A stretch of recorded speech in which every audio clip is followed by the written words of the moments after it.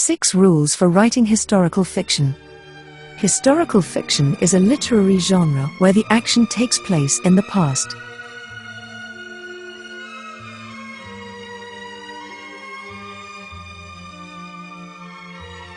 Historical fiction also occurs in a number of other narrative formats such as, in the performing and visual arts or theatre, opera, cinema, and television, as well as in video games and graphic novels.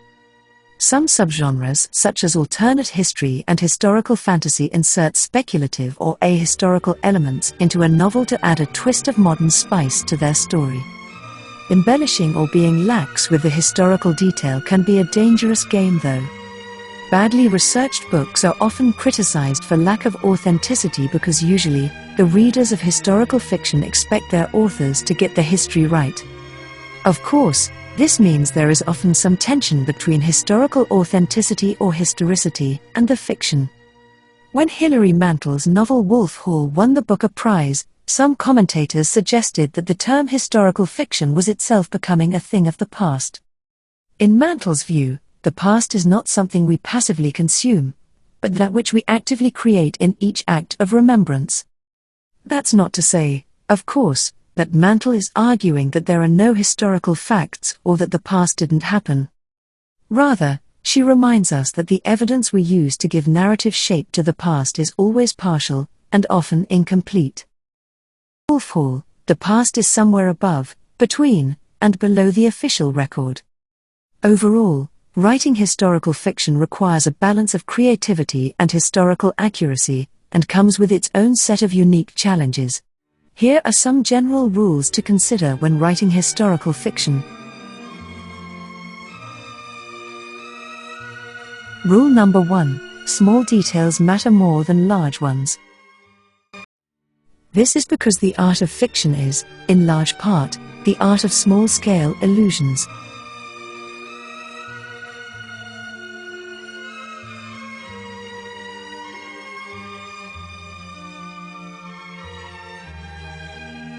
In this quote from The Mistletoe Bride by Kate Moss, we are whisked immediately back to the 15th or 16th century with the mention of the sound of a lute, viol, and satole, all are early modern musical instruments. Also, the title of the story tells us it is set at Christmas.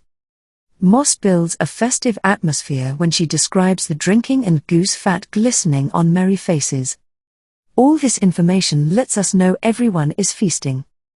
The Mistletoe Bride chronicles the wedding day of a young woman 500 or so years ago.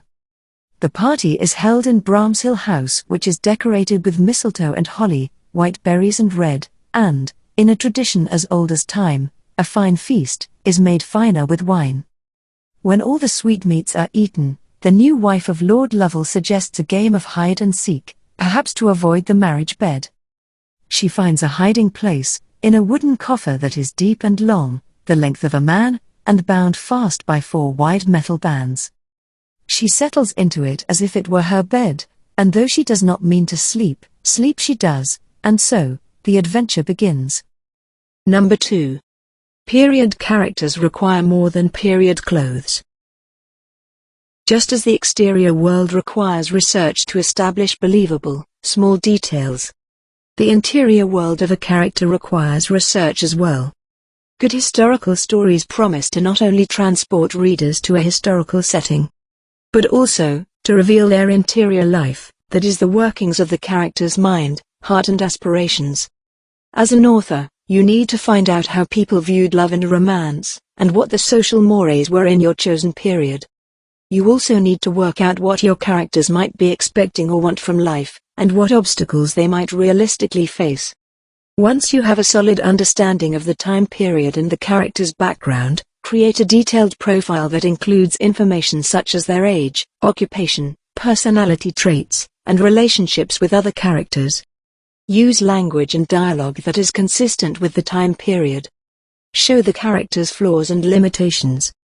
Realistic historical characters are not perfect. They should have flaws and limitations that are consistent with the time period. Use the biases or prejudices that were common during the era you have set your story, as well as limitations imposed by the prevailing social or economic situation. By following these steps, you can create realistic and believable historical characters that are true to the time period in which they lived. Number 3. Use common names. While it's important to have a deep understanding of the time period, using too much technical jargon or language can make the character feel less relatable or approachable to readers who may not be familiar with the terminology. Instead, it's important to strike a balance between accuracy and accessibility by using language and descriptions that are clear and easy to understand, while still staying true to the time period and the character's background. This can help readers connect with the character on a personal level and create a more engaging and compelling story. Which, as the author of a historical novel, should be your aim. Number 4. Immerse yourself in the culture. To write historical fiction of any kind, you need to be able to close your eyes and have the past blaze up around you. This requires research and takes time. Research is an investment, you draw on it when you need to. Use it like capital and keep most of it in the bank. Historical accuracy is like quicksand. Stay too long in the same place and it will suck you down and there will be no movement, no dynamism to the story. Too much attention to factual detail is undoubtedly an impediment to literary art. The purpose of storytelling is to convey meaning and entertain, but it is important to do so in a responsible and ethical manner. This means staying true to the historical record and being mindful of the impact that our stories can have on people's understanding of the past. Facts are essential to the credibility and integrity of a story, and can also provide valuable context and insight into the time period being portrayed. While some creative liberties may be taken in the interest of storytelling, it's important to do so in a way that does not distort or misrepresent the facts. This can be achieved through careful research, consultation with experts, and a commitment to accuracy and authenticity. In short, while storytelling is an important and valuable art form, it should not be used as an excuse to ignore or misrepresent the facts. By staying true to the historical record, we can create stories that are both engaging and meaningful, and that contribute to a greater understanding of the past. Number 5. Find your experts. While some authors will focus on primary sources, others use a range of good quality text and reference books. I've already talked a lot about research. It's important that research does not become a chore. Have fun with your research. Watch films, read novels of the period, and visit art galleries or the theater. Build up your expertise in this way and you can more easily evaluate your source material. If something seems a bit improbable or sketchy, it probably is. Use the internet wisely. Never rely solely on Wikipedia. Using good quality sources is essential for several reasons.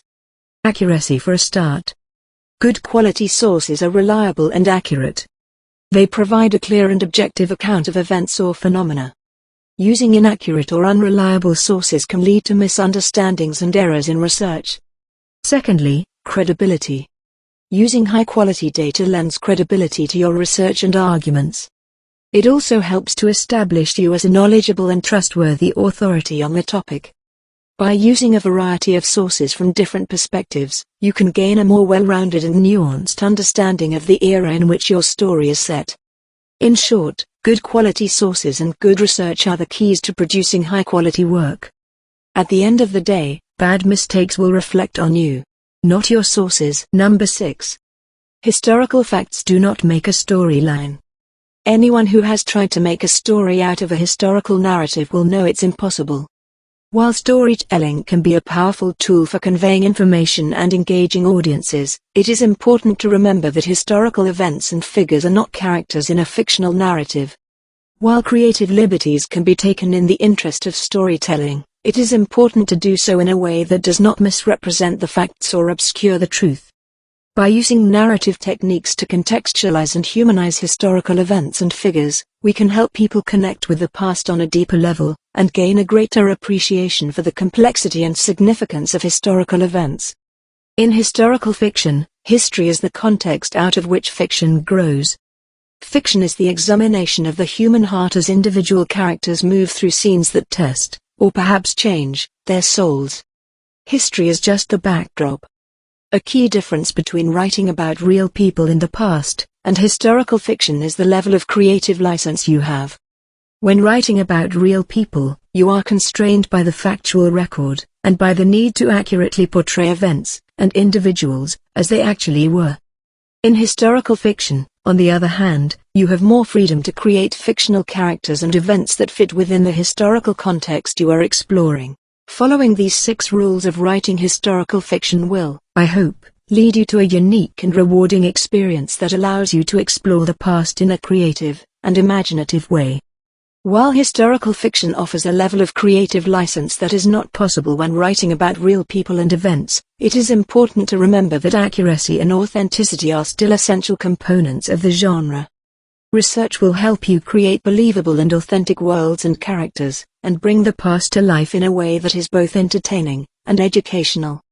Like all novel writing historical fiction presents authors with the opportunity to explore the timeless themes and universal human experiences that transcend time and place. By using the past as a canvas for exploring these themes, historical fiction writers can offer readers a deeper understanding of the human condition and the ways in which we are all connected to the past. Overall, writing historical fiction is a valuable and important endeavor that allows us to connect with the past on a deeper level. By approaching the genre with care, respect, and a commitment to accuracy and authenticity, historical fiction writers can create stories that are both engaging and meaningful, and that contribute to our understanding of the world around us. Thank you for tuning into today's video. I hope you found the information and insights presented here valuable and informative. As always, if you enjoyed the video, please be sure to hit the like button and subscribe to our channel to stay up to date on all our latest content. And if you have any questions or comments about the topic we covered today, feel free to leave them in the comments section below. I love hearing from our viewers and value your feedback. Thank you again for watching, and I look forward to seeing you in our next video.